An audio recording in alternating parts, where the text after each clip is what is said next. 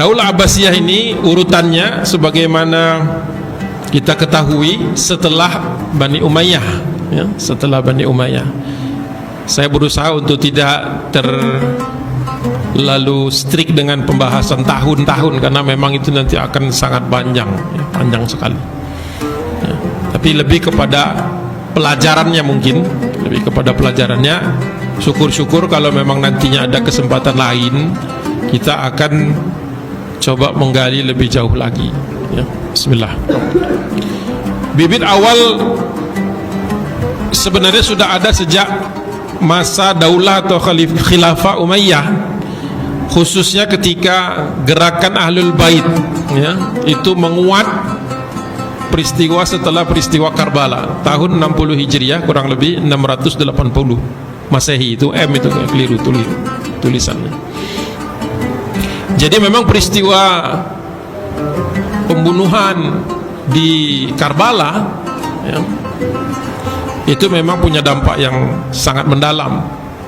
Walaupun di atas permukaan sepertinya sudah selesai, ya, sudah selesai, namun belum sebenarnya. Gerakan-gerakan yang ada di zaman Bani Umayyah ini juga bisa kita ambil yang paling besar dampaknya itu adalah gerakan yang disebut dengan pergerakan Al-Mukhtar, ya, diambil dari nama Al-Mukhtar bin Abi Ubaid Al-Thaqafi, ya, yang menyerukan supaya kepemimpinan itu diserahkan bukan dari keluarga Bani Umayyah tapi dari Muhammad bin Ali bin Abi Thalib. Muhammad bin Ali bin Abi Thalib, atau sering disebut Muhammad Al-Hanafiyah, karena setelah Fatimah Az-Zahra meninggal dunia, kemudian Ali bin Abi Thalib itu menikah lagi dengan Khawlah binti Ja'far dari suku Banu Hanafi, makanya disebut Hanafiyah, ya. Ini anaknya Ali bin Abi Thalib, yang selain yang kita kenal yang paling populer yaitu Al-Hasan dan Al-Husain. Ada Muhammad Al-Hanafiyah, ya, dari ibunya, dari garis ibunya. Jadi ada pula anggapan bahwa yang legitimate, yang bisa dibenarkan itu sebenarnya tetap saja dari terah keturunan Ali bin Abi Thalib, ya. Namun karena Husain sudah terbunuh syahid, kemudian Al-Hasan sendiri sudah meletakkan atau melepas klaimnya, maka otomatis orang ini masih berusaha, ya, untuk mengangkat kembali keluarga Ali. Maka dicari-carilah siapa yang kira-kira berpotensi, maka Muhammad bin Ali bin Abi Thalib Al-Hanafiyah inilah yang kemudian diangkat oleh mereka. Walaupun sebenarnya Al-Mukhtar ini hanya memanfaatkan momentum dan memanfaatkan nama Ahlul Bait saja. Dia sendiri sebenarnya punya agenda yang lain, kita akan lihat nanti. Jadi gerakan ini memang sudah tercemar dengan pemikiran-pemikiran Sabaiyah, Abdullah bin Sabah, orang yang pertama kali memposisikan Ali, mengkultuskan Ali, sengaja mengkultuskan Ali dengan mengatakan Ali itu adalah Tuhan. Ekstrim, itu paling ekstrim seperti itu. Sehingga menarik untuk sebagian kaum muslimin yang punya latar belakang Persianya sangat kental, atau orang-orang yang tinggal di wilayah dulu basisnya Persia, menarik bahwa pemimpin itu titisan Tuhan. Jadi konsep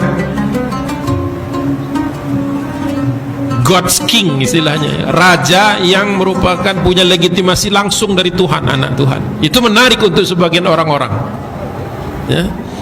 Jadi memang kita masuk ke dalam fase di mana manusia menggali kembali masa lalunya yang sebenarnya sudah ditutup dan dikubur oleh Islam, ya.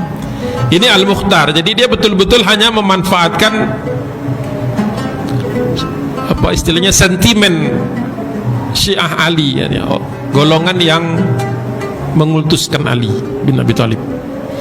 Yang kedua, gerakan ini juga sebenarnya tidak terhubung secara nasab, tidak ada hubungan antara Al-Mukhtar dengan Muhammad bin Ali bin Abi Thalib Al-Hanafi, nggak ada hubungan sama sekali. Namun hanya dimanfaatkan saja, karena waktu itu tidak seperti sekarang orang bisa mengecek, membuka website internet. Zaman dahulu orang cukup mendengar, dan kemudian ketika seseorang itu terkenal dan punya reputasi, maka manusia awam biasanya hanya mengikut saja. Oleh sebab itu gerakan-gerakan besar ini mudah, ya. Dan sebenarnya Bani Umayyah sendiri sadar bahwa gerakan ini memang berpotensi bangkit lagi, makanya dihancurkan. Makanya dahulu petugas-petugas di setiap provinsi, ya, kita kenal yang galak ya, yang sering membantai orang itu, dalam babak-babak Umayyah, terutama setelah anak keturunan Abu Sufyan digantikan dengan Marwan, ya, Al-Hakam, Marwaniyah istilahnya, atau Marwani, itu kita perhatikan memang pragmatis, sehingga kalau ada gubernur yang bisa melaksanakan tugasnya dengan baik, ya itu yang menjadi pilihan. Terkadang caranya tidak selamanya terpuji, ya, dan itu realitasnya seperti itu. Walaupun Dr. Ali Muhammad As-Salabi mengatakan banyak bumbunya, memang beliau mengangkat kisah-kisah ini banyak diangkat di beberapa sumber, misalnya Tarikh At-Tabari, wabil khusus dari perawi yang bernama Abu Mikhnaf, yang ditolak oleh sebagian besar ulama hadis kesaksiannya, karena memang kecenderungan kepada Syiahnya kental. Kemudian Tarikh Yaqubi yang benar-benar Syiah, ya. Dan Ibnul Athir dengan tafsir dengan tarikhnya banyak juga mengutip langsung dari Imam At-Tabari, ya. Nah, ini juga menjadi polemik masalah, dan memang bagusnya kita bandingkan, cuman waktunya tidak akan cukup untuk membandingkan sumber-sumber di dalam forum ini, ya. Misalnya antara bagaimana penggambaran tentang Karbala yang ada di Al-Bidayah wa Nihayah, Tarikh Tabari, ya, tarikhnya Ibnul Athir, bukan Ibnu Katsir, ya, Ibnul Athir, ya. Itu punya corak-corak yang berbeda. Itu menarik, mungkin kalau suatu saat akan diangkat secara spesifik. Tapi untuk kali ini cukup kita ketahui banyak keterangan-keterangan yang kita tahu, tulisan-tulisan sejarah ini, bahkan Sirah Nabawiyah itu yang pertama kali ditulis Ibnu Hisham juga sudah masuk ke wilayah era Abbasiyah, dan Abbasiyah ini nanti faksi Syiahnya kental ada, sehingga banyak tulisan-tulisan di awal itu memang perlu kita melihat dan merujuk kepada pandangan para ulama supaya adil dan bijaksana, kita tidak tergiring kepada satu opini tertentu, ya. Baik, itu cukup pertama. Yang kedua, ternyata kelompok Muhammad Al-Hanafiyah, Muhammad bin Ali bin Abi Thalib, ya, itu pecah juga menjadi dua pecahan besar. Yang pertama, yang meyakini Muhammad Al-Hanafi itu belum meninggal dunia, tapi bersembunyi di Gua Radwa antara Madinah dengan Yanbu, sekitar Badar sebenarnya. Dan ini yang kita kenal kemudian menjadi konsep dasar imamiyah dalam Syiah. Imam yang ditunggu-tunggu, masih bersembunyi di dalam gua, masih hidup, ya, dan seterusnya, bukan forumnya, tapi saya memberitahu saja satu. Yang kedua, dikenal juga sebagai gerakan Al-Qurbiyah, diambil dari penggagasnya Abu Mihrab Ad-Dahir, ya, orang yang buta yang pertama kali menggencarkan pemikiran ide dasar bahwa imam itu ada yang abadi, yang tidak mati-mati, tapi tidak bisa ketemu manusia kecuali sudah saatnya. Nah, Syiah ini nanti muter-muter di situ, ya, variasi-variasi dari itu, ya. Kelompok kedua yang menerima Muhammad Al-Hanafiyah itu sudah wafat, jadi segala urusan-urusan yang lain, klaim-klaim politik khususnya, pindah tangan ke Abdullah. Jadi kita biasakan namanya lengkapnya Abdullah bin Muhammad bin Ali bin Abi Thalib, karena nanti banyak Abdullah banyak Abdullah, ya. Jadi Abdullah bin Muhammad bin Ali bin Abi Thalib. Jadi ini dari Ali ke Muhammad ke Abdullah, ya. Jadi generasi ketiganya, ya, cucunya Ali bin Abi Thalib, yang namanya Abdullah. Tapi lebih populer dikenal dengan nama Abu Hashim. Abu Hashim, Hashimiyah. Ya. Jadi ada dua kelompok pecahan di sini. Muhammad Al-Hanafiyah yang sudah meninggal, politiknya masih jalan, atau yang tidak mati-mati. Ya. Nanti akan ketemu semuanya ini. Makanya kemudian dikenal dengan gerakan Al-Hashimiyah atau Hashimiyah, dan ini yang kemudian menjadi cikal bakal nantinya pergerakan yang mengangkat Abbasiyah. Nah, kisahnya Abu Hashim bin Muhammad bin Ali bin Abi Thalib, angkat sedikit lagi. Abu Hashim ini melanjutkan gerakan ini secara rapi, dan untuk pertama kalinya tertata rapi dan rahasia. Ya. Jadi memang butuh, karena mereka mengetahui Umayyah ini, Banu Umayyah ini para pelaksananya, para gubernurnya kejam, ada yang kejam. Maka mereka dakwah ini, mereka menyebutnya dakwah itu masuk ke bawah tanah, istilahnya underground, dan dari satu tempat ke tempat lain mereka masing-masing punya kode-kodenya, ya, untuk ketemu, untuk berbicara, ada forumnya, ada kodenya, ya. Kalau yang pernah membaca tentang apa namanya sekte Hasyashiyah namanya, ya, Ismaili Hasyashiyah, yang kemudian dikenal jadi asasin gitu, itu apa namanya, banyak sekali kemiripannya bagaimana mereka bergerak di bawah tanahnya. Dan ini adalah fitur khas awal menjelang Abbasiyah naik, ya, Abbasiyah naik. Nah, Abu Hashim ini untuk menutupi gerakan yang dia bangun, dia bahkan rajin mendatangi, ya, pejabat-pejabat Banu Umayyah. Jadi tidak menghilang sama sekali. Jadi pergerakannya saja yang hilang, ya, yang tidak terlihat, namun orangnya masih berhubungan dengan terutama pejabat-pejabat Umayyah untuk tidak menimbulkan kecurigaan. Namun kita tahu khalifah, kemarin saya lihat di apa namanya di YouTube-nya kemarin atau bulan lalu sudah dibahas tentang khalifah, para khalifah Umayyah. Salah satunya adalah Sulaiman bin Abdul Malik antara 96 sampai 99 Hijriah, mendeteksi sebenarnya dari laporan-laporan bahwa ada gerakan bawah tanah yang ingin menggulingkan kekuasaan. Oleh sebab itu Khalifah Sulaiman bin Abdul Malik ini juga mengirimkan agen-agennya. Jadi perang agen, perang intelijen, bawah tanah dilawan dengan bawah tanah. Sampai kemudian banyak yang menyimpulkan sakitnya Abu Hashim itu karena diracun. Ada yang mengatakan Sulaiman bin Abdul Malik yang memberikan perintah, tapi tidak pernah bisa dibuktikan. Dan menjelang akhir, ketika dia sudah merasakan racun itu sudah mulai menggerogoti tubuhnya dan dia sebentar lagi mati, maka dia, nah di sini titik temunya, kemudian mendatangi kampung yang bernama Humaimah. Kampung Humaimah ini di selatan bagian Yordan, tapi belum sampai Aqabah, di tengah gurun pasir, ya. Saya sempat mampir dulu ke situ di Yordan itu. Namanya Kampung Humaimah, ada fotonya nanti saya lihatkan. Dan ini memang tempat yang eksklusif, jauh dari mana-mana, ya.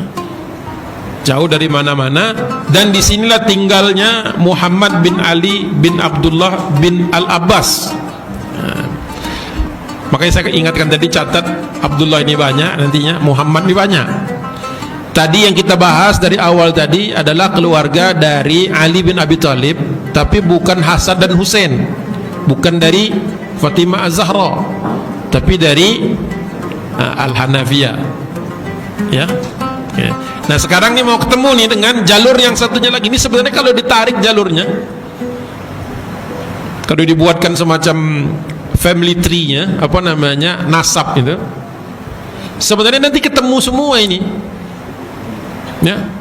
Kalau Umayyah nanti ketemu Quraisy, kemudian Ali bin Abi Thalib, ya tentu saja Abu Thalib, kemudian nanti Rasulullah Abdullah, kemudian Al-Abbas pamannya, kan? Ketemu semua ini anak-anaknya Abdul Muthalib sebenarnya, jadi satu, ya. Nah, dia berpesan bahwa ini ada legitimasi dari Ahlul Bait yang dia berikan, karena waktu dulu yang disebut dengan Ahlul Bait itu spesifik Ali, sebenarnya jalurnya Ali bin Abi Thalib. Walaupun Al-Abbas juga sebenarnya Ahlul Bait secara garis kenasaban, tapi waktu itu yang lebih diakui, ya, lebih punya nama, lebih punya pengaruh, Ali bin Abi Thalib. Maka kata dia, aku serahkan ini jaringan yang sudah dibangun. Dia sudah bangun jaringan, dia serahkan kepada cucunya, bukan cucu, ya, cicitnya Al-Abbas. Karena Al-Abbas punya anak Abdullah bin Abbas, Ibnu Abbas yang kita kenal, ulama besar. Ibnu Abbas itu Abdullah bin Abbas punya anak namanya Ali bin Abdullah bin Al-Abbas, punya anak lagi, punya cucu cicit Muhammad bin Ali bin Abdullah bin Al-Abbas, ya. Tinggal di Humaimah. Nanti saya jelaskan lagi kenapa dia tinggal di Humaimah. Sebelum wafat tahun 98 Hijriah, Abu Hashim mengatakan yang paling cocok untuk melaksanakan dan melanjutkan pergerakan ini, ya, adalah gabungan dari keluarga Ali dan keluarga Al-Abbas, ya. Jadi diposisikan ini perlawanan Ahlul Bait melawan Umayyah, ya, Umayyah. Sebagian besar orang mengira ini gerakan Syiah baru nih, gerakan Syiah baru setelah Ali bin Abi Thalib dan Muawiyah bin Abi Sufyan. Ya, ini gerakan baru nih, sehingga banyak juga yang masuk dari kalangan Syiah tanpa dia ketahui sebenarnya ini bukan masalah menegakkan klaim keluarga Ali ataupun mereka-mereka yang menamakan dirinya Syiah, tapi ini murni dalam rangka pengulingan kekuasaan, ya. Nah, tempatnya kurang lebih seperti ini. Ini saya foto, saya ambil sendiri, ya. Disebut sebagai Al-Humaimah, ya. Ini jalannya agak susah juga, saya tandain karena khawatir nggak bisa balik lagi suatu saat ke situ. Ya, saya tandai di Google Map saya itu jalannya itu antara Wadi Rum tulisannya dengan Betra. Itu pun nggak sengaja, bukan nggak sengaja. Kebetulan kita waktunya masih ada 3 jaman kurang lebih. Kita lebih awal 3 jam. Jadi ada bonus 3 jam nih kalau kita kebut sampai Wadi Ram kecepatan. Maka kemudian Abu Jabal itu, Muhammad bin Abi Jabal, tour guide kita, mengatakan, Ustadz mau nggak mampir ke tempat bersejarah? Apa itu? Saya langsung tertarik kalau dia nawari yang begitu. Al-Humaimah. Saya kaget, Al-Humaimah ini, Humaimah tempatnya Ali, keluarganya Ali dengan Abbas ketemu dan kemudian jadi pergerakan besar. Betul, masih ada. Saya bilang masih ada, terjaga tempatnya, terjaga. Ya udah, belok. Dia juga nyari-nyari karena sudah lama. Kata dia, terakhir kami ke sini waktu saya masih junior, masih pelatihan jadi tour guide, kata dia, tahun 90-an awal. Setelah itu cuma sekali atau 2 kali mengantarkan orang. Nggak ada lagi yang mau ke tempat ini, hilang istilahnya. Nggak ada lagi di dalam buku kunjungan Yordan, karena orang kalau ke Yordan ke Petra gitu ya. Ke Yordan itu ke Laut Mati, Gua Kahfi, ya. Itu biasanya, atau sekedar pijakan sebelum masuk ke Palestina, biasanya begitu, atau ke Mesir. Jarang orang ke sini. Alhamdulillah sempat mampir, nggak kebayang kalau misalnya malam ini bakal ditunjukkan, ya. Seperti itu tempatnya, bisa kebayang lah. Ini sudah ada jalan. Zaman dulu kalau orangnya tidak tahu nggak akan bisa sampai, karena ini betul-betul didesain sebagai tempat istilahnya mundurnya, bertahannya keluarga Al-Abbas. Nah, kita lihat ini, mengapa Muhammad bin Ali bin Abdullah bin Al-Abbas ada di Humaimah, ya. Kisahnya begini. Abdullah bin Abbas, siapa Abdullah bin Abbas? Ya, Ibnu Abbas yang kita kenal radhiyallahu anhu. Itu termasuk orang yang paling getol menasihati ketika Al-Husain bin Ali bin Abi Thalib hendak berangkat ke Kufah. Kata dia, apa namanya ya, orang Kufah ini terkenal culas katanya. orang Kufah ini terkenal sering berbohong, lalu tidak menepati janjinya. Ya. Dulu bapakmu juga pernah mengalami hal serupa. Ya, kata dia janganlah berangkat ke sana. Nah ini Abdullah bin Abbas menasihati Al-Husain bin Ali bin Abi Thalib untuk tidak berangkat ke Kufah, dan kemudian kita tahu terjadi peristiwa Karbala. Ini pada masa khalifahnya Yazid bin Muawiyah, anaknya Muawiyah. Setelah itu anaknya siapa? Anaknya Abdullah bin Abbas, ya, anaknya Ibnu Abbas, namanya Ali. Makanya nih harus konsentrasi, bingung kita nanti. Ali bin Abdullah bin Al-Abbas, ya, anak Ibnu Abbas, dekat sekali dengan Khalifah Abdul Malik bin Marwan, ya, dan dia tinggal lama di Damaskus, termasuk orang kepercayaan. Dan memang Bani Umayyah ini salah satu kekurangannya adalah legitimasi spiritual, karena tadi tidak punya stempel Ahlul Bait, kira-kira begitu. Namun dari segi kecakapan, keberanian, militer, apalagi inovasi, ya, pembangunan dan lain sebagainya, itu memang sudah bagus, paling sesuai dengan zaman dan eranya. Namun satu hal yang kurang adalah legitimasi bahwa mereka ini berhak atas kekhilafahan. Oleh sebab itulah tidak kaget kalau kemudian di Damaskus itu, kalau ada keluarga yang masih tergolong Ahlul Bait, bahkan Al-Abbas dianggap Ahlul Bait juga, maka diakomodasi, ya, maka dia tinggal di Damaskus. Nah timbul kasus, dan kasus ini saya kasih bintang, nggak saya tulis supaya nggak diingat, cuma saya ceritakan saja. Kasus ini menyangkut wanita, ya, masalah kemudian Khalifah Abdul Malik menceraikan salah seorang istrinya, kemudian istrinya ini kurang mendapatkan perhatian, akhirnya dinikahi oleh Ali bin Abdullah bin Al-Abbas. Kemudian merasa tersinggung Khalifah, kira-kira begitu kisahnya, sederhananya, ya. Tapi pada dasarnya Abdul Malik tidak bermasalah, ya silahkan saja, namanya bukan istri saya lagi. Namun entah dari mana anaknya yang kita kenal sebagai Al-Walid pertama, Al-Walid Al-Awwal bin Abdul Malik, ini kemudian mengambil serius urusan ini. Dia merasa ibunya ini bukan tidak cocok atau tidak berhak. Akhirnya menjadi satu kasus yang menghebohkan, sampai kemudian Ali bin Abdullah bin Al-Abbas, jadi anaknya Ibnu Abbas, itu sempat dibuatkan kasus oleh dia dan kemudian dipermalukan di Damaskus, ya, dicambuk di depan umum, ya, kisahnya seperti itu. Namun itu tidak terlalu dalam untuk urusan-urusan seperti ini. Kemudian setelah itu Ali bin Abdullah bin Al-Abbas, ya, mengasingkan dirinya ke Al-Humaimah. Jadi kisah Al-Humaimah ini adalah kisah seorang yang tadinya begitu loyal kepada khalifah, kemudian dipermalukan oleh anaknya khalifah, akhirnya mutung istilahnya, ya, tidak lagi mau tahu dengan urusan-urusan Damaskus dan politik dan lain sebagainya. Tinggal dia Al-Humaimah. Dan sisanya sisa bangunan yang masih berdiri di Al-Humaimah itu, di tempat yang tadi itu, kurang lebih seperti ini, ya. Batu-batunya saya tidak terlalu yakin, sebagian kayaknya baru, tapi sebagian ada yang cukup orisinil, ya. Tapi ala kulli halin ini di tengah-tengah tempat yang tidak ada orang, maksudnya kota terdekat, kota besar itu nggak ada. Jadi betul-betul itu sekarang yang sudah ada highway, yang ada jalan besar, ada jalan tol. Gimana dulu gitu, ya, tempat yang benar-benar terpencil, ya, sebelum ada negara Yordan.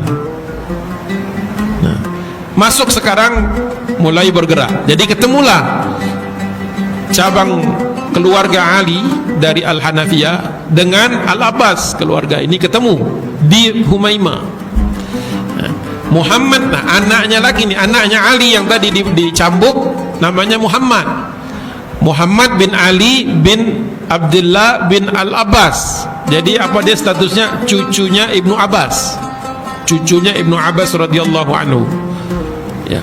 Melihat bahwa dakwah setelah dijalankan di Mesir, di Palestina, di Yordan, di Syam secara keseluruhan, di Hijaz, itu sulit berkembang, maka dia atas masukan dari banyak orang mengirimkan para duat sejumlah 12 ke Khurasan. Khurasan wilayahnya di timur. Ada Syam, ke sebelah timurnya ada Irak, sebelah timurnya lagi ada Persia, bekas Persia yang dulu Fars. Sebelah timurnya lagi sudah hampir perbatasan dengan Asia Tengah, wilayah Mongol, ada yang namanya Khurasan. Jadi jauh sekali itu kalau zaman dulu. Zaman sekarang saja jauh kalau dari melihatnya dari Damaskus, karena di zaman Banu Umayyah ibu kotanya di Damaskus. Di zaman Khulafaur Rasyidin sampai dengan Utsman bin Affan di Madinah. Di zaman Ali bin Abi Thalib pindah ke Kufah. Di zaman Umayyah pindah ke Damaskus. Di zaman awal Abbasiyah ke kota-kota Kufah juga sempat, bagian atas Harran, baru kemudian setelah dibangun Madinatus Salam atau yang kita kenal dengan nama Baghdad, baru pindah ke Baghdad. Ya. Ini secara umumnya dulu. Nanti dari Baghdad pindah ke Kairo, dari Kairo pindah ke Konstantinopel atau Istanbul, dan seterusnya dan seterusnya. Muhammad bin Ali bin Abdullah mengirim 12 duat ke Khurasan. Kenapa di Khurasan dipilih? Khurasan dipilih karena wilayah paling tidak stabil dan paling sering terjadi ketegangan, konflik-konflik, khususnya antara, jadi Arab itu dibagi dua, Qais yang identik dengan Arab bagian utara atau identik dengan Syam kadang-kadang, dengan Arab Adnan yang lebih ke Yaman, Hadramaut. Jadi di mana-mana nih Qais Adnan sampai ke Andalusia. Ya, kalau ada bangsa Arab berantem bisa dirunut itu faksinya, kalau ndak Adnan ya Qais, suku-sukunya. Ya, yang paling dikhawatirkan oleh Ibnu Khaldun, ketika seseorang lebih bangga kepada sukunya ketimbang ukhuwah Islamiyahnya, udah itu alamat itu. Ya, Andalusia jatuhnya juga karena begitu. Hampir semua fitnah di seluruh dunia Islam terjadi karena faksi-faksi itu, yang disebut dengan apa namanya, asobiyah. Bangga dengan sukunya masing-masing, ya, bukan bangga dengan Islamnya. Jangan lupa tuh, Andalus jatuhnya juga karena itu. Nah, Khurasan juga dipilih pertama karena jauh dari pusat kekuasaan Bani Umayyah. Jadi gerakan underground ini sedikit lebih leluasa. Pertanyaannya, sebenarnya yang diajarin apa sih? Nggak ada bedanya. Yang disampaikan ayat Allah, Quran dan hadis, tapi kemudian diarahkan bahwa ini Bani Umayyah tidak legitimate, tidak punya pembenarnya, ya. Padahal ini sudah selesai, ya, ketika orang-orang kemudian saling bermaaf-maafan, ketika Al-Hasan menyerahkan ini semua sudah selesai, tapi diungkit lagi sampai kemudian terjadi fitnah yang kedua. Nanti mudah-mudahan waktunya cukup. Nah, utusan pertama namanya Ammar Al-Khaddisi, tahun sekitar 109 Hijriah, 728 Masihiyah. Ya. Ini karena jaraknya jauh, maka kontrolnya juga lemah. Jadi yang dikirim ke sana ini malah justru punya konsep sendiri, dia punya ini sendiri, punya ide sendiri, sehingga dia mengembangkan versinya sendiri. Nah, versi ini walaupun kemudian ditentang atau apa istilahnya, tidak diakui oleh Muhammad bin Ali bin Abdullah bin Al-Abbas, namun tidak bisa dipungkiri orang-orang Khurasan tertarik awalnya karena cara berpikir Khaddasi tadi, ya. Ada apa namanya, cara pandang kultus, kemudian mendewa-dewakan, menuhankan, dan kemudian juga membiasakan diri dari melaknat sebagian sahabat, ya. Ini salah satu dampak buruk ketika fitnah antara Ali dan Muawiyah itu terjadi, adalah orang saling menumpahkan darah, ya, darah saja tumpah, apalagi sekedar mencaci, apalagi sekedar bukan sekedar, ya, apalagi kalau serangannya hanya serangan mulut, itu banyak sekali terjadi. Nah, namun yang bersangkutan ini gagal, ya.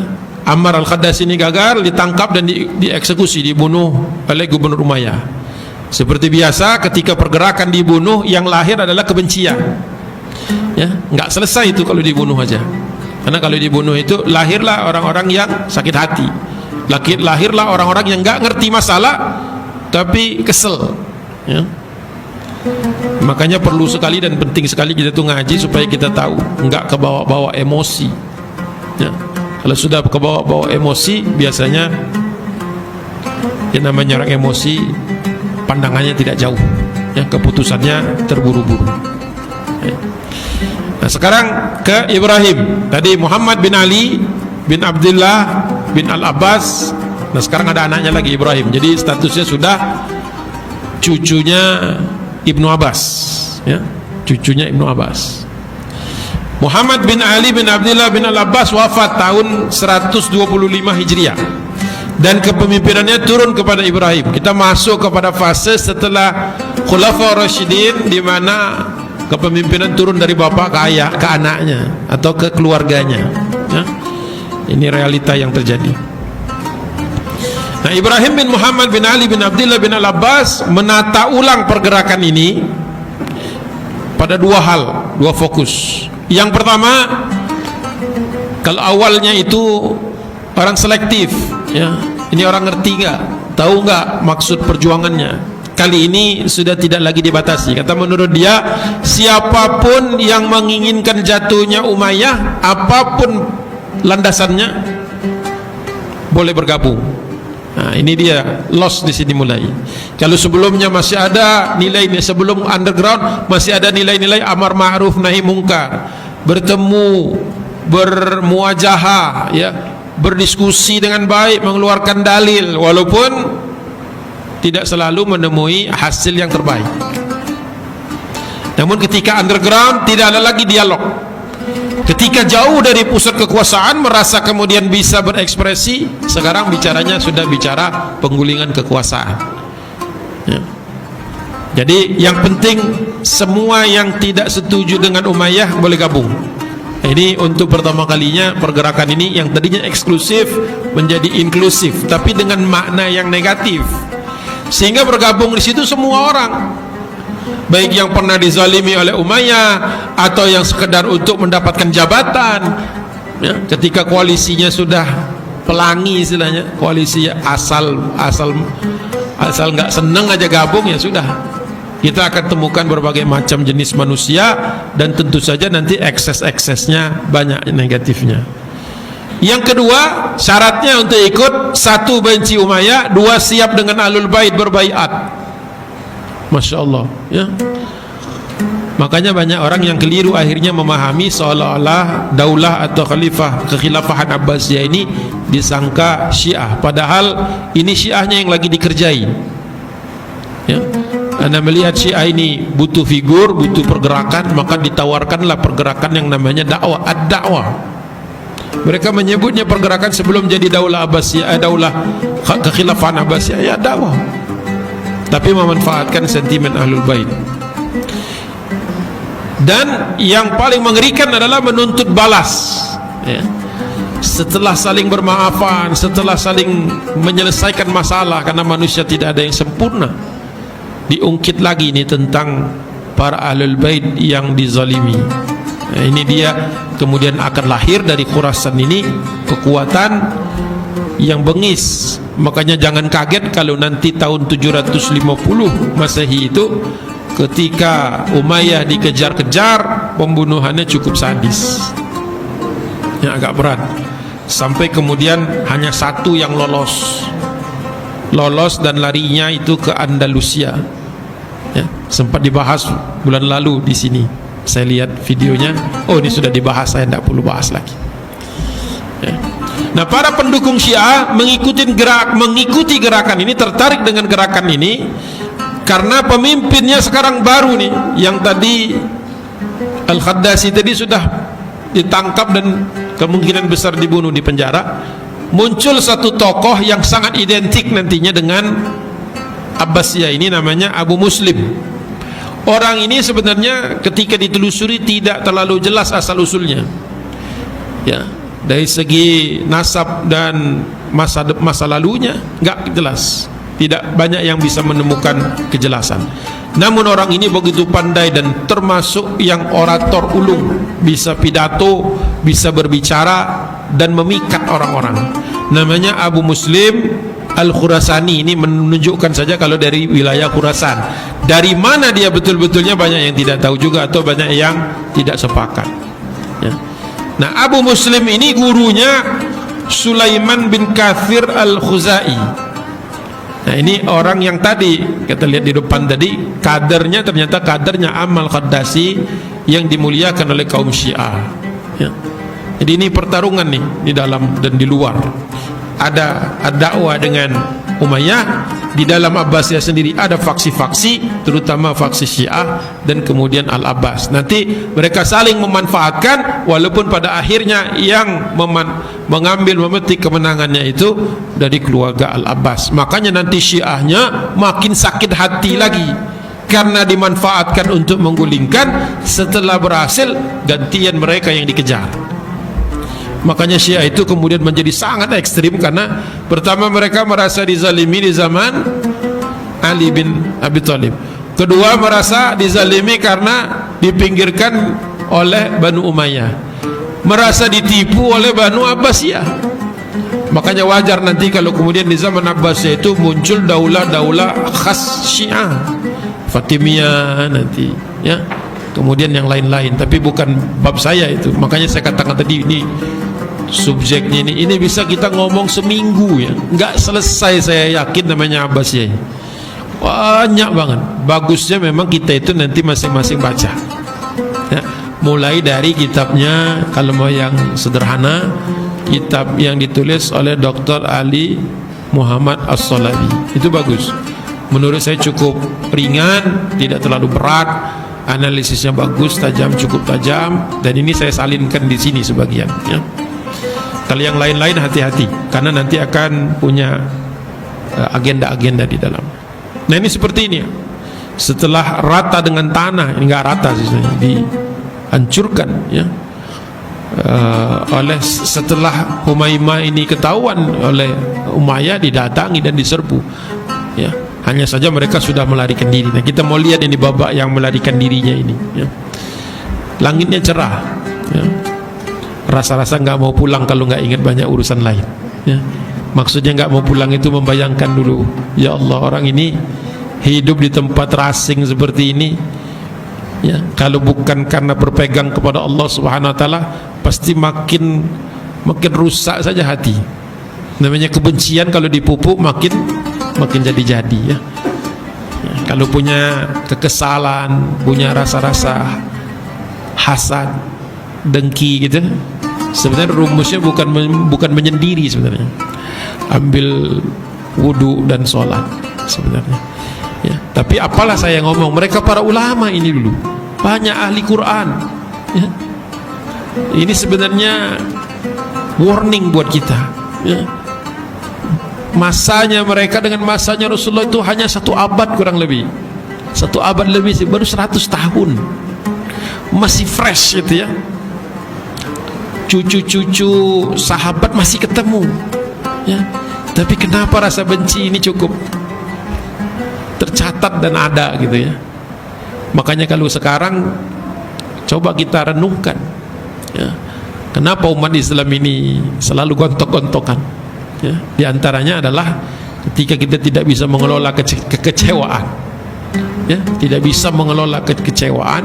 Namanya kita bermuamalah sesama orang, apalagi bermuamalahnya itu politik, itu memang perlu stok lapang dada yang besar.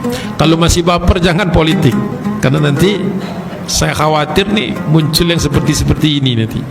Kesel dibawa-bawa, ngumpulin orang, ngajak orang lain kesel yang nggak ngerti-ngerti, ya. Akhirnya mungkin saja judulnya dakwah, mungkin saja maksudnya itu menegakkan kalimat Allah, tapi dengan cara-cara dan tujuan-tujuan yang Allahu a'lam, kita nggak tahu, ya. Lanjut sedikit lagi. Nah, Abu Muslim menguasai Khurasan.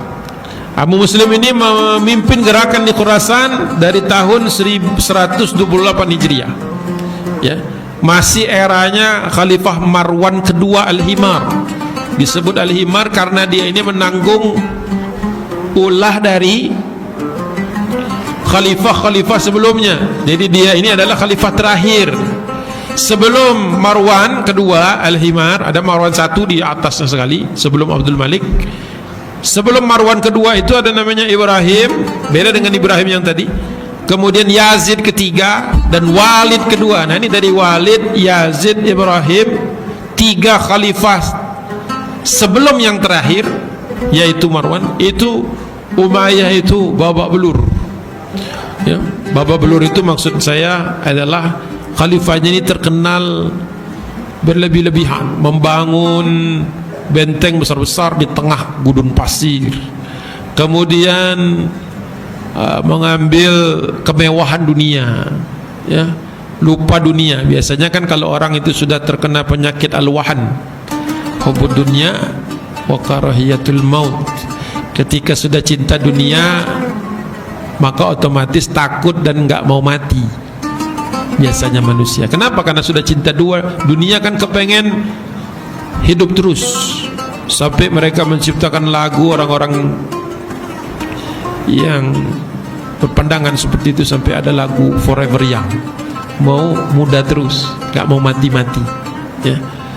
Nah, biasanya orang yang zuhud malah justru ingin segera ketemu Allah Subhanahu wa ta'ala, ya. Jadi kita belajar ini pun kita melihat. Jadi ketika sudah bangun benteng, bangun istana, hidup berlimpah, ketika masyarakat lagi susah paceklik, makan berlebih-lebihan, wanita dan lain sebagainya, maka ketika Marwan Ats-Tsani menjadi khalifah, dia sudah tinggal menanggung beban dari 3 khalifah sebelumnya. Sudah enggak mungkin lagi dipertahankan sama dia. Nah, ketika itulah kita tahu terjadi revolusi Abbasiyah itu. Lanjut. Ya. Abu Muslim, salah satu kelebihannya yang diakui banyak orang, mampu menyatukan yang biasanya sulit disatukan, yaitu Arab Qais dengan Adnan. Bisa dia satukan, ya. Dan dia mengalahkan, sampai bisa mengalahkan gubernur Umayyah di Khurasan itu, yang bernama Nasr bin Sayyar, ya. Itu merupakan cerita kisah heroik, ya, di kalangan Bani Abbasiyah. Karena untuk pertama kalinya ternyata Daulah Umayyah bisa dikalahkan. Setelah peristiwa-peristiwa besar sebelumnya bisa ternyata dikalahkan. Dan ini menyemangati mereka semakin percaya diri lagi. Bahkan Abu Muslim mengirimkan Ibrahim bin Qatbah At-Ta'i untuk merebut provinsi Irak. Tadi saya katakan Khurasan, Fars, Persia yang lama, kemudian Irak. Setelah Irak, Syam, ke bawahnya baru Jazirah Arab. Ini bertahap dia masuknya satu persatu. Irak pun berhasil direbut. Ketika Irak direbut itu, orang-orang Syiah merasa, nah ini dia nih baru gerakan yang benar. Kenapa? Karena selama ini Irak itu merupakan basis Syiah dari dulu, ya. Banyak Syiahnya Ali yang melarikan diri ke Irak, dan dari Irak kalau mereka terdesak larinya ke Fars, masih terdesak lagi sampai ke Khurasan. Sekarang mereka seperti balik, istilahnya balik ke rumahnya, ya. Dan teringat kembali, mendidih lagi ketika ingat Karbala, ya, mendidih lagi. Dan sentimen ini, perasaan emosional seperti ini dimanfaatkan betul Abu Muslim. Kalau di dalam retorika, dalam pidato-pidatonya itu menyinggung betapa perlunya membalas, dan ya, dendam itu diobral begitu, Mas, ya. Sampai-sampai kemudian nanti keluarga Al-Abbas ini takut sama Abu Muslim, saking militannya. Kan dia sebenarnya nggak ada hubungan keluarga, hanya seorang kader yang kemudian menjadi tokoh besar, ya. Saking besarnya nih, khawatir nggak bisa dipegang, nggak bisa dikendalikan. Nanti Abu Muslim pun menghadapi, ya, intrik-intrik lagi, ya.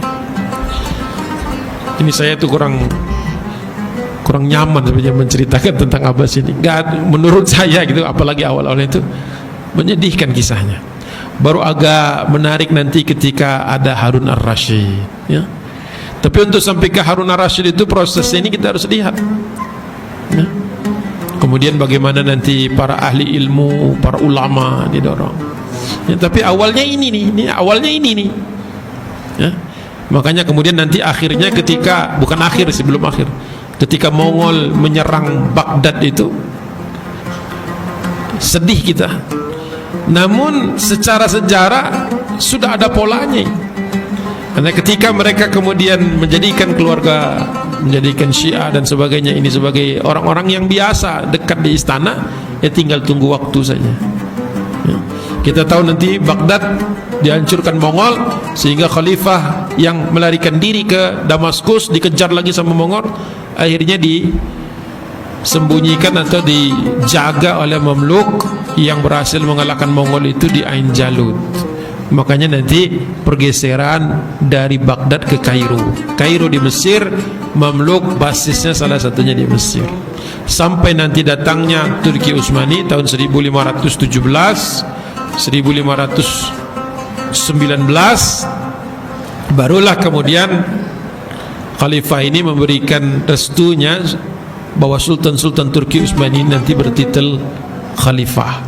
Nah disitulah kita lihat nanti baru ada babak berikutnya. Mungkin yang pembicara bulan depan akan membahas tentang Daulah Utsmani, itu nanti bisa menyambungkan dengan kisah ini ya. Nah gerakan ini mulai diendus oleh Khalifah Marwan kedua dan mulai ditangkap, termasuk Ibrahim bin Muhammad bin Ali bin Abdullah ibni al-Abbas ya, ibn al-Abbas ya. Jadi tangkap menangkap ya. Makanya cukup berdarah nantinya ketika pembalasan itu datang ya. Dari Ibrahim ke Abdullah bin Abbas atau Abdullah Abul Abbas, sebelum ditangkap Ibrahim bin Muhammad bin Ali bin Abdullah bin Al-Abbas menyerukan kepada pimpinan gerakan ya, kepada saudaranya namanya Abdullah bin Muhammad bin Ali bin Abdullah bin Al-Abbas supaya segera mengambil tindakan. Jadi di Khurasan sudah bergerak, tapi Marwan ini yang dari Damaskus menghantam dulu Humaimah. Makanya kemudian ini ada misi, ada operasi intelijen supaya sebelum kedatangan pasukannya Umayyah melarikan seluruh keluarga, takut terulang lagi pembunuhan di Karbala. Maka segera dipindahkan kemana? Karena Irak sudah dikuasai, maka otomatis nanti pindahnya ke Irak. Baru dari Irak itu nanti pertempurannya di bagian utara Irak, sampai kemudian Khalifah siapa tadi kok jadi saya juga Marwan Al-Himar, Marwan Al-Thani kalah kemudian di pertempuran Zab. Baru setelah itu digulunglah kekuasaan Umayyah itu relatif mudah setelah itu, sampai kemudian Abdurrahman yang melarikan diri, cucunya, sampai ke Andalusia dan dikenal sebagai Abdurrahman Ad-Dakhil karena masuk ke Andalusia itu sebagai pelarian ya, sebagai pelarian. Nah Abul Abbas melihat ini kondisi bisa berulang, kalau dibantai semua maka nanti ya ada dua pikiran dia tentu saja. Satu, menyelamatkan keluarga yang legitimate ini, yang kedua tidak ingin kemudian Abu Muslim itu punya kekuasaan terlalu besar di Khurasan sampai ke Irak. Jadi perlu segera ke sana, bahwa gerakan ini tetap saja gerakannya Banu Al-Abbas. Makanya nanti Abbasiyah itu ya. Jadi dibawa seluruh keluarganya, tidak ada yang ditinggal satupun.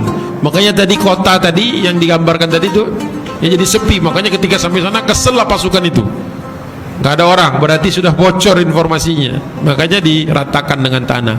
Makanya saya agak sedikit skeptis apakah betul bangunan-bangunan yang tersisa itu betul-betul dari zaman dulu, atau upaya pemerintah Yordan untuk menjadikan tempat yang bersejarah itu supaya tidak hilang dari peta ya, tidak hilang dari sejarah ya. Ala kulli halin memang bagus kita bisa melihatnya langsung. Oh ya, kita kebayang tuh bagaimana kondisi yang menyelimuti mereka saat itu ya.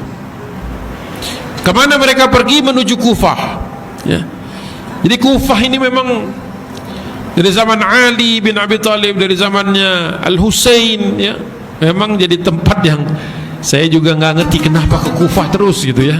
Kenapa nggak ke Basra misalnya gitu? Kenapa nggak ke Haran? Kenapa nggak ke tempat-tempat yang lain gitu ya. Kalau kita lihat dari geografi terjawab, karena jalur paling cepat dari Madinah melarikan diri keluar Jazirah Arab, nggak sulit dikejarnya memang ke Irak.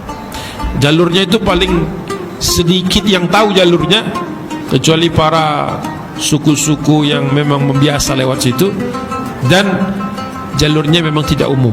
Kalau ke Yaman itu jalur besar, kalau ke Syam bunuh diri namanya, mendekati basis kekuatan Bani Umayyah. Jadi wajar kalau kemudian larinya ke Kufah, larinya ke Kufah, larinya ke Kufah, ya. Abu Abbas ketika sampai di Kufah dibayat. Jadi sebelum Marwan Al-Himar, Marwan Ats-Tsani, Marwan kedua itu kalah di peperangan, sudah ada 2 khalifah.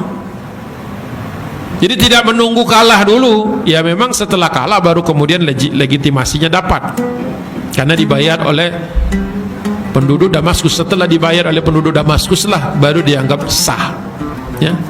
Mekah Madinah dianggap sebagai kota spiritual, bukan kota politik lagi. Jadi pengambilan keputusan secara politik waktu itu di Damaskus, dan nanti di zaman Abbasiyah di Baghdad, ya. Mekah Madinah secara spiritual penting dan sebagai simbol siapa yang berkuasa di sana, maka dia yang secara politik dibenarkan. Ini juga nanti jadi polemik-polemik di kemudian hari sampai sekarang. Jadi Al-Abbas dibayat di Kufah sempat jadi tarik menarik, ya, karena di Kufah ini juga ada orangnya Abu Muslim, namanya Abu Salam, ya, dibayat. Nah ketika dibayat ternyata nggak bulat juga itu. Ternyata Abu Muslim itu punya agenda, ya, kalau misalnya bisa sekaligus merebut kekuasaan lebih bagus lagi. Jadi awalnya itu memang yang Syiahnya mau motong dari dalam, Abu Muslim ada faksi yang lain, kemudian Al-Abbas ada faksinya lagi. Saya pun takjub dia bisa berdiri itu dengan sikut-sikutan yang begitu dahsyat di dalam, dan berusia panjang, lebih panjang daripada Daulah Umayyah, ya. Gak ngerti saya. Mungkin itu juga cara Allah Subhanahu wa taala supaya kekhilafahan ini cukup panjang usianya, ya. Wallahu a'lam bishawab. Kalau berdarah-berdarahnya saya ngeri bacanya itu, ya. Masya Allah. Tapi tetap harus kita ketahui sebagai warning supaya kita tidak menjadikan politik itu sebagai pemecah belah. Harusnya politik dipakai sebagai pemersatu, ya, pemersatu umat. Tapi itu bukan satu hal yang mudah, ya. Nah, Abu Salam Al-Khalal ingin menjadi orang nomor 1, ya, orang nomor 1, tetapi kemudian kita tahu tidak bisa, karena Abu Abbas ini termasuk orang yang sudah juga tahu seluk-beluk pergerakan ini, dan dia tahu kebiasaan-kebiasaan yang ada di dalam tubuhnya, tubuh gerakan itu sendiri, ya. Sehingga Abu Abbas kemudian mengirim pamannya Abdullah bin Ali ke Syam, ya. Abdullah bin Ali ke Syam. Nanti kita akan lihat sedikit demi sedikit pergerakan ini akan muncul juga di Syam, karena memang kalau yang di Syam ini tinggal nunggu sebenarnya. Yang kesal sama Banu Umayyah itu cukup banyak, terutama mereka-mereka yang tergusur, mereka-mereka yang merasa dirugikan secara politis, itu sebenarnya sudah menunggu, tapi mereka tidak berani maju sendirian. Nanti ketika bendera hitam, bahasanya itu, ya, bendera hitam dikibarkan oleh Abu Muslim di Khurasan, dan dia bergerak dari timur sampai nanti bertemu di perangnya di Irak, dan nanti setelah menang masuk ke Syam, barulah kemudian Syam ini terlihat kroposnya. Dari Syam sampai ke Mesir, dari Mesir sampai ke Libya, dari Libya sampai ke Tunisia, ya. Nah, sampai di situ berhenti perbatasannya itu kira-kira di Tunisia.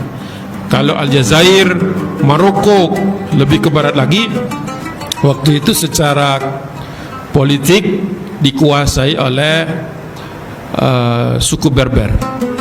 Suku Berber, atau sebenarnya Berber itu penamaan dari Spanyol, orang-orang Spanyol. Aslinya mereka hanya mengenal dengan namanya suku Amazigh, ya, Amazigh di Maroko, ya, seperti itu. Nah, ini suasana terakhirnya sebelum kita kembali ke bis. Jadi betul-betul empty, ya. Kemana melihat itu kosong, ya. Jadi kalau orang tinggal di tempat kosong seperti itu, mungkin ya akhirnya dikasih apa saja ide-ide yang menarik itu menawan, ya.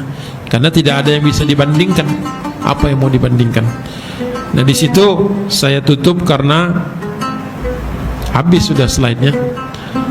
Mau dilanjutkan paling saya ilustrasikan saja. Setelah berhasil menguasai sebagian atau cuma satu keturunan Banu Umayyah, melarikan diri sampai ke Andalus, mendirikan Daulah Abbasiyah di sana. Makanya sempat ada Daulah Umayyah, Umayyah, kemudian ada Abbasiyah, ya, Abbasiyah di sebelah timur, Umayyah di sebelah barat. Kalau Dr. Ali Muhammad As-Salabi mengatakan tidak pernah ada upaya serius dari Banu Abbasiyah untuk mengejar sampai ke Andalus. Nggak ada upaya yang serius. Kenapa? Karena menurut beliau terlalu jauh, ya, secara logistik. Kemudian yang kedua, urusan demi urusan lagi timbul di wilayah sebelah timur. Khurasan terus akan menjadi permasalahan Abbasiyah sendiri, ya, sampai kemudian dikonsolidasikan di zaman Khalifah Harun Ar-Rasyid. Namun Khalifah Harun Ar-Rasyid ini sukses di zamannya, namun dua anaknya, Amin dan Ma'mun bin Harun Ar-Rasyid, itu tidak seideal bapaknya, sehingga timbul lagi nanti perang saudara antara Amin dan Ma'mun. Nah, setelah itu mulai turun terus sampai kedatangan Mongol. Nah, Mongol ini juga pintu masuknya dibukakan oleh orang-orang Syiah, ya, oleh keluarga besar Barmakiyah yang dulu menjadi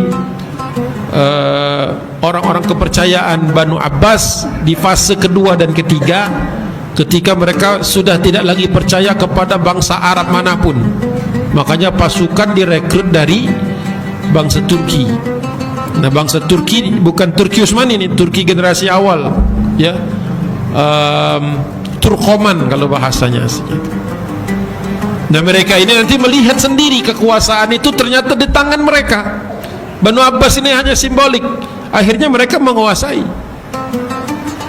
dan menguasai akhirnya muncul, kalau kita lihat, dinasti Mamluk itu, Mamalik, ya, dari bekas-bekas tentara bayarannya Banu Abbasiyah, ya. Jadi mereka membuat masalah sendiri. Ketika perpecahan di kalangan bangsa Arab sendiri, akhirnya membuat dia tidak bisa percaya kepada sesama bangsa Arab Muslim, akhirnya percaya kepada Turki. Namun kalau kita mau lihat besarnya lagi, ya, dengan datangnya Mamluk, berduyun-duyunnya bangsa Turki. Turki ini kan ada Turki Barat, ada Turki Timur. Turki Timur ini yang Mongol, yang mendesak, makanya banyak orang Turki lari ke sini. Nah, di antara yang lari ini suku Oghuz. Untungnya dia tidak ke Baghdad, tapi lanjut sampai ke Anatolia. Nanti setelah kekhilafahan Abbasiyah ini melemah, muncul penggantinya, calon penggantinya kecil, Seljuk Rum. Setelah Seljuk Rum nanti melemah juga, muncul lagi satu kecamatan kecil namanya Beylik Osmanlı. Dari Beylik Osmanlı membesar, jadilah Turki Utsmani. Gitu kisahnya itu, ya, secara umum, ya, secara umum. Namun ketika Baghdad itu digempur oleh Mongol, sebenarnya umat Islam secara keilmuan terpukul, ya, terpukul karena banyak sekali ilmu yang hilang di situ. Terutama yang hilang ini ilmu-ilmu terapan, ya.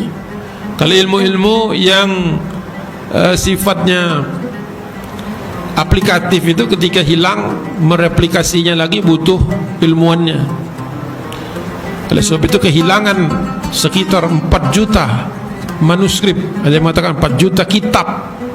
4 juta, ya. Untuk bayangkan 4 juta buku tuh. Kalau sekarang buku kecil-kecil, kalau zaman dulu buku tuh, kitab itu besar-besar. Sampai sungai Eufrat itu hitam oleh tinta, saking banyaknya yang buku dibuang oleh orang-orang Mongol. Nah, di situ sebenarnya sejarawan banyak yang berpendapat sebenarnya gong kemunduran kaum muslimin sejak itu. Memang ada upaya-upaya untuk mengejar, upaya stabilisasi, walaupun harus ketemu dengan masa-masa stagnan, ya, namun terjadi kemerosotan cukup jauh. Kalaupun Turki Utsmani kemudian menjadi khalifah penerus setelah itu, secara teknologi mereka juga, ya, struggle, mereka juga bertarung, berusaha sedemikian rupa, tapi tidak bisa kembali ke level ketika kaum muslimin itu menjadi yang terdepan. Satu-satunya harapan waktu itu sebenarnya di Andalus, karena perpustakaan di Cordoba itu sedikit di bawah perpustakaan yang ada di Baghdad. Tapi sayangnya Andalusia juga mengalami kemunduran yang hampir sama dengan Abbasiyah. Cuma bedanya Bani Umayyah, ya, pecah menjadi 27 muluk Tawaif. Setelah itu merosot demi merosot terus tempatnya, dan tidak pernah dapat bantuan dari Abbasiyah. Nggak mungkin dibantu, pertama jauh, dan yang kedua berseberangan, punya masa lalu. Sehingga Andalusia terpaksa mengandalkan kemampuan diri sendiri, dan itu mulai merosot. Baru ada bantuan dari Daulah Murabitun. Daulah Murabitun ini aslinya dari Afrika, dari Timbuktu, dari sungai Niger, daerah sana, sampai ke Andalusia, bertahan memperpanjang usia hampir 200 tahun. Runtuh lagi, kalah dengan Reconquista, kerajaan-kerajaan Spanyol itu, ya, Leon, Castile, Aragon, apalagi Barcelona itu, Catalunya, ya, kalah dengan proses Reconquista, sampai kemudian datang lagi rombongan kedua, Daulah Muwahhidun, bertahan lagi 200 tahun.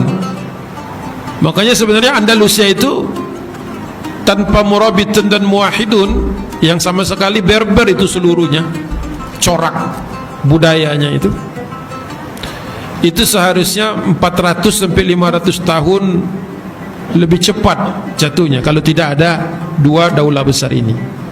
Itu di sisi barat tuh, nggak kebahas sama kita, waktunya nggak akan cukup untuk bahas itu juga. Ini sekilas saja.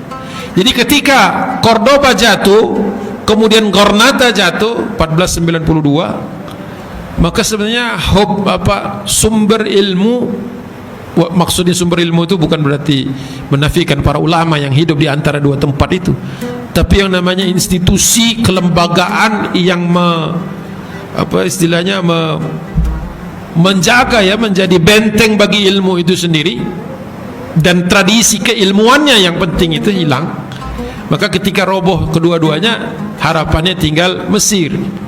Namun Mesir pada waktu itu menghadapi masalah yang tidak sedikit. Baru kemudian diambil alih dan ditopang oleh Istanbul. Cukup lama, ya, sampai kemudian menjadi kekhalifahan yang terakhir tahun 1924. Ini udah loncatnya jauh banget, ya. Tapi intinya yang ingin saya katakan, Daulah Abbasiyah ini awalnya berdirinya tidak ideal, bukan cara yang ideal. Walaupun Dr. Ali Muhammad As-Salabi mengatakan kita tidak punya pilihan lain. Bahasa dia itu, ya inilah yang ada. Saya bacanya juga sedih, ya. Beliau termasuk salah seorang sejarawan yang saya getol baca. Dia bilang inilah yang ada. Jadi walaupun mungkin kita menilai Abbasiyah ini ada kurang-kurangnya, namun yang lebih baik dari itu nggak ada waktu itu. Bagaimana tuh menghadapinya, ya? Jadi bukan pilihan yang paling bagus di antara yang bagus, tapi ya yang ada, ya, bukan yang terbaik, ya. Makanya kemudian sejarawan mengambil kesimpulan, ya, Khulafaur Rasyidin itu ya yang 4 itu saja, ya. Ada yang menambahkan Umar bin Abdul Aziz, tapi kalau kita ambil secara kronologinya, ya dari Abu Bakar, Umar, Utsman dan Ali. Walaupun di zaman Utsman dan Ali sudah banyak sebenarnya bibit-bibit permasalahannya. Murninya, clearnya itu mungkin di zaman Umar. Di zaman Abu Bakar As-Siddiq fokusnya kepada menanggulangi kemurtadan, ya. Jadi sebenarnya sebentar sekali itu masa masa berbunganya itu sebentar sekali. Setelah zaman Umayyah ada masa-masa bagus, ya, tidak semuanya buruk, tapi kemudian kita tahu wa tilkal ayyamu nudawiluha bainan nas. Allah pergilirkan waktu-waktu di antara manusia itu masa demi masanya. Kemudian Abbasiyah juga seperti itu. Kemudian kalau mau disebutkan juga Mamluk, sebelum Mamluk ada Ayyubiyah, tapi tetap beliau mengakui Khalifah Abbas, ya, Khalifah Abbasiyah. Baru betul-betul berganti di zaman Turki Utsmani, paling panjang usianya hampir sekitar 700 tahun, 7 abad. Dan ketika itu hilang, masalah umatnya masih ada, tapi struktur yang bisa mengatasinya hilang. Gimana ya? Sedihnya itu di atas kesedihan, wahnan ala wahnin. Sedih, sakit di atas sakit gitu kalau ngebahasnya itu, ya. Permasalahan umat ketika tahun 1924 kekhilafahan dicabut itu masih ada sebagaimana permasalahan yang sebelumnya, terpecah, ya, kemunduran dan sebagainya. Namun institusi yang bisa mengatasinya walaupun mungkin tidak ideal sudah tidak ada. Jadi sekarang ini kita terus dalam keadaan di mana permasalahannya makin besar, tapi cara menyelesaikannya tak kunjung datang.